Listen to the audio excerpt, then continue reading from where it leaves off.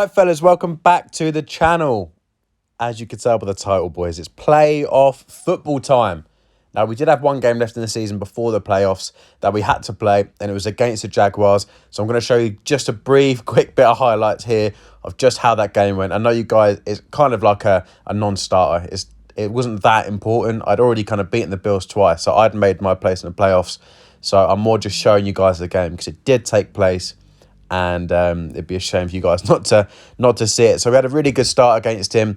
Managed to get like I don't even know what it's really called. That's probably my lack of football knowledge. I know it's interception, but it was like a sack interception, if that makes sense. Then we get him to punt. Then we laser him up for a touchdown. So it's 14-0 up. We then get another interception, and that's kind of the theme of this game, boys. It's not going to be the longest highlight clip in the world because, it was a bit of a one-sided affair, let's say. So we send the house again, get an interception, and can we take it for 6? We scoot to the outside. He's pretty much let me get the pick 6. I think he wants the ball back on offense rather than me just dotting him up. He throws another ball up on 4th and 6, and we swat that down because he wanted his field position. And then we roll out for the one-play touchdown beater. Nice and patient. Lob it up. And we get the touchdown. So, yeah, we're absolutely flying in this game. I think at this point you can call it GG's. He does manage to get a touchdown. Very contested catch, but a good catch from his tight end, I think it was. So it's 35-7 here. 1st and 10. We lob it up again. Everybody's open. I could have picked anyone there, but everyone's open. And we end up kind of kneeling it out. The game kind of died off. I tried to kill as much clock as possible. But this is the game we're here for, fellas. The wild card game in the playoffs. We were playing against the Colts, who we didn't get to play earlier in the season because we got a free win. He wasn't available. So I have no idea what this guy plays like. He does have Lemar Jackson. For some reason, it didn't save me showing you guys his lineup, but he does have Lemar, and Lamar's just hell in this game. So we get the ball first, and we laser him up for a touchdown. That's exactly what you want to do first drive, boys, and we managed to get the TD. So you'll see here, boys, he's coming out 5 wide with Lemar, which is just going to be absolute hell to stop. So your defense is so spread, and it means if I don't send the pressure, he could just roll out wherever he wants, and everyone's going to be away from him so he can scramble. So it's a 3rd and 7 here, boys. Texas route is bagged, and that was his main read. We sent the goons, and he ends up punting. So that is the perfect start to the game. We get an early touchdown, then we get a 3 and out, and he punts the ball back to me. He also shanks the punt, so we're in a really, really good spot here, boys. So, 1st and 10, baby dot, ease our way down the field. That's all we're going to do. Not going to try and do anything stupid to start with. Just ease our way down the field, make these easy reads, and hopefully get another touchdown. So, 2 quick reads there. We end up getting in the 3rd and goal, and we're going to go for it, boys. We know that we can blitz him if we're in this position, and it's a good field position for us. He also punted it, so it's kind of like a free drive, this one. We do manage to get a QB sneak in there for a touchdown, boys, though. So we're 14-0 up, and he makes a really tight read, to be fair there. He does laser it in, so hold your hands up. Fair play, it's a good dot, but it's a tight read to make. And then he's rolling out here again, and he's lasering me up. It is really hard to stop 5 wide, especially if they get that momentum going and get their reads down. So 1st and 10 here is the start of the 2nd quarter, and I think I'm going to send the goons. I'm not quite sure what I'm going to do here, boys, but you'll notice he takes quite a while doing his hot routes, kind of adjusting things on offense. I don't really know what he changes so much, but he must get quite adjusted with Hot Route Master, and he does laser me up there with a bounce back. It's then 1st and goal. We send everybody. We just miss the acrobat catch as well for the interception, but he does get a touchdown, so it's 14-7. Now, we're going to try and strike quick. I don't think we're going to try and chew this clock here just yet. Bit of a risky play to... Oh, take that back. I'll take that back. Liam has pressed L1 and started chewing this clock. My bad, boys. Normally, I wouldn't chew clock in this position because it's just... If it goes wrong, I just put this guy in, put this guy in a lot better position to tie up at half, and then he gets ball at half. So it must have been trusting my offense at this point because I've killed this clock right down to the 2-minute warning already. Making our nice little reads here. I mean, I'm dotting, to be fair, so it's some really good play calling, but it's quite ballsy doing that for a whole quarter. We're then running the ball. I definitely don't want to throw an interception in this part of the field.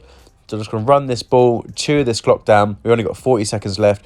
Going to run the ball one more time. We can't quite get the first down. So we're going to take our 3 points and get us to 17-7. So if we can get a stop here, boys, we're a 2-possession lead, pretty much in full control. So 1st and 10 here. He's got loads of time in the pocket. I did go max coverage and no pressure's coming in. So he does get a bounce back dot in the end, but you're going to expect that if he has all the time in the world. So 1st and 10 here, no timeouts left. You've got to note that, boys. No timeouts left. He's got 18 seconds. He rolls out a little baby dot. I'm trying to keep everything in front of me. And he throws this deep ball. It just gets open. And he gets a touchdown. I couldn't believe I let that up, boys. I didn't think he realises in cover 2 quite a lot. So he'd never actually made that throw. I just can't believe he made that. So fair play. But he goes to do it again. And we weren't born yesterday. We got a Justy. We're not letting him do that again on me, because that's clearly his favourite read now to make. So 3rd and 3, does a nice little baby dot there and gets it. So we've got a 1st and 10 here. Loads of time left on the clock. But we're hoping he makes a bad read, boys. We're still sending the pressure. And luckily we bagged his first couple of reads. So the pressure came in by that point. So now we've got a 2nd and 23. I baited to go on the hitch route and then followed the post behind it. That is a massive play in this game. And we're trying to take it for 6. And we take it for a touchdown. That is such a big play in this game. That is the clutch gene that people are on about. When you need a stop, when you need a big play to turn the momentum in your favour and you get it, that is just being absolutely clutch. So 2nd and 10 here, boys. This clock is going all the way down already. And we're sending some more pressure. And he gets a massive sack there. He couldn't really afford to do that, guys. But he took a huge sack. So it's 3rd and 29 here. What is he going to do?